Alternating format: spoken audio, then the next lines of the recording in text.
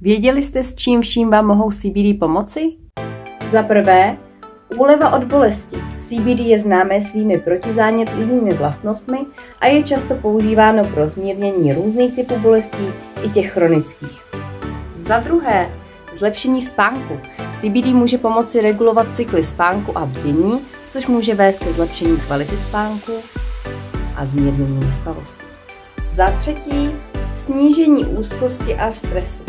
CBD je známé svými relaxačními vlastnostmi a může pomoci zmírnit stres a úzkost. Za čtvrté, podpora zdraví kůže. CBD může být přidáno do krému a dalších kosmetických produktů pro zlepšení hydratace. Dalšími účinky jsou zlepšení trávení, podpora srdečního zdraví a nebo například úleva od příznaku rakoviny, kdy může CBD změnit některé vedlejší účinky chemoterapie, jako je nevolnost